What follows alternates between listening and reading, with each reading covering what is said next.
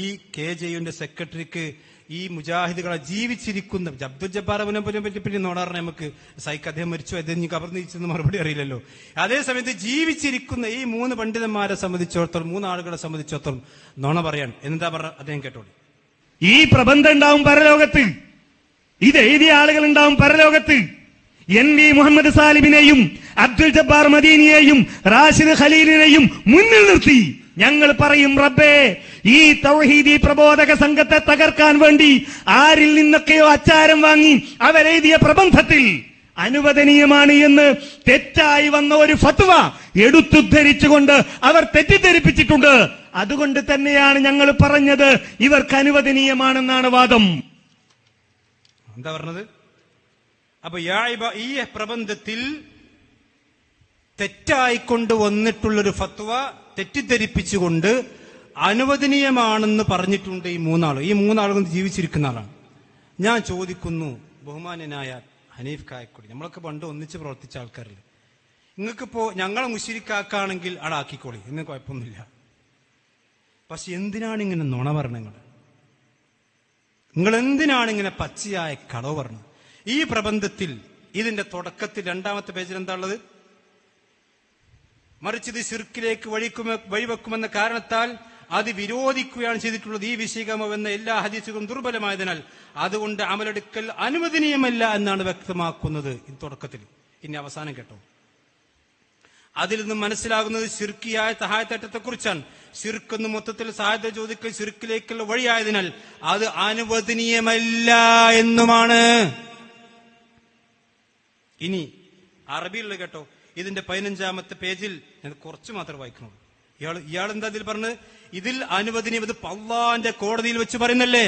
അള്ളാന്റെ കോടതിയിൽ ഈ പ്രബന്ധം വരും. കായക്കൊടി, ഈ 3 ആളുകൾ നിങ്ങളുടെ മുമ്പിൽ വരും.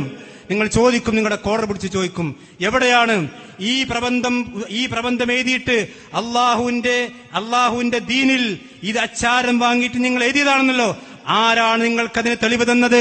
എവിടെയാണ് അതിന് തെളിവ്? ഇസ്ലാമിന്റെ ശത്രുക്കൾ നിങ്ങൾ അച്ചാരം വാങ്ങിയിട്ടാണല്ലോ ഈ പ്രബന്ധം എഴുതിയെന്ന് ഞങ്ങൾ പറഞ്ഞത്. തെളിവ് കൊടുക്കേണ്ടി വരും പരലോകത്ത്. റെഡിയാക്കി വെച്ചോളി തെളിവ്. അബ്ദുൽ ജബ്ബാർ മൗലവിയും അതുപോലെ തന്നെ റാഷിദ് കയും അതുപോലെ തന്നെ NV മുഹമ്മദ് സാലിഹയും ഈ ഇസ്ലാമിന്റെ ശത്രുക്കളിൽ അച്ചാരം വാങ്ങിയിട്ട് എഴുതിയെന്നാണല്ലോ.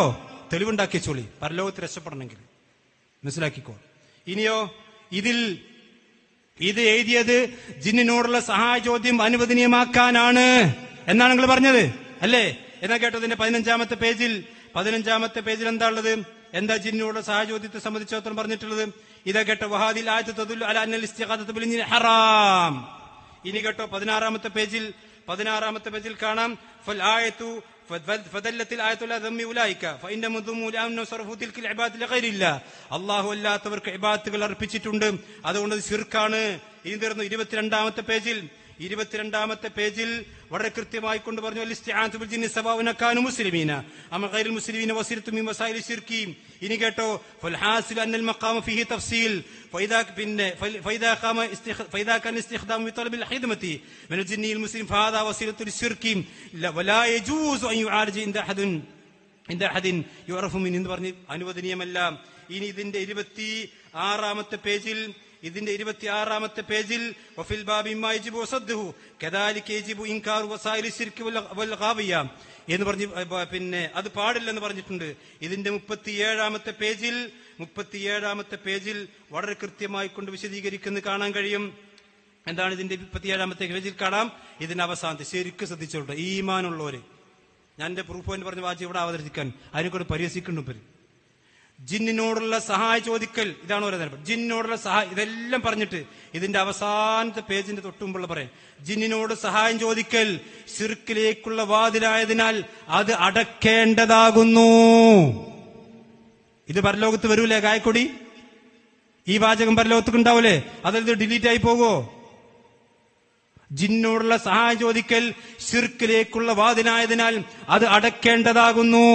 എന്നിട്ടെന്താണ് ഇവര് 3 ആൾ എടുത്തു കൊടുത്ത പ്രബന്ധം? ഇതാ, ഖാല ബഅദു അഹ്ലിൽ ഇൽമി ഇന്നഹു ലാ യുസ്തആനു ബിൽ ജിന്നി ലാ മുസ്ലിമീൻ വലാ കാഫിരിഹിം. ഒരു മുസ്ലിം ജിന്നോടും ഒരു കാഫിർ ജിന്നോടും സഹായം ചോദിക്കാൻ പാടില്ല. കാരണം അൽ ഇസ്തിആനതു ബിൽ ജിന്നി ഹറാമുൻ സവാഉൻ കാനത് ഇസ്തിആനതു ബിൽ ജിന്നിൽ കാഫിരി ശൈത്താൻ അം ബിൽ ജിന്നിൽ മുസ്ലിമി ദാലിക ലിഇദ്ദത്തി അദില്ലത്തിൻ, ഒരുപാട് തെളിവുകൾ കൊണ്ട് ജിന്നിനോട് സഹായം ചോദിക്കാൻ പാടില്ല എന്ന് പഠിപ്പിച്ച് ഈ പ്രബന്ധം അള്ളാഹുവിന്റെ കോടതിയിൽ വരും, സംശയമില്ല. നിങ്ങൾ മറുപടി റെഡിയാക്കി വെച്ചോളി. നുണ പറഞ്ഞു പോകുക അവിടെ. ഇനിയോ, ഇനി നിങ്ങളുടെ സഹോദരൻ ഏറ്റവും വലിയൊരു ഒരു ഇതെന്താ വെച്ചാൽ ഇതിന്റെ 43-ാമത്തെ പേജിൽ കാണാം, അത് ശിർക്കാണ്. ലാ തജൂദുൽ ഇസ്തിആനതു ബിൽ ജിന്നി ഫീ മഅരിഫത്തി നൗഇ മിൻ നൗഇൽ ഇസാബത്തി വ നൗഇൽ ആജിയ ലിഅന്ന അൽ ഇസ്തിആനതു ബിൽ ജിന്നി ശിർക്കുൻ. ഇതിൽ കൊടുത്തിട്ടുണ്ട്, ഇതിൽ അനുമതി എന്നല്ല കൊടുത്തത്.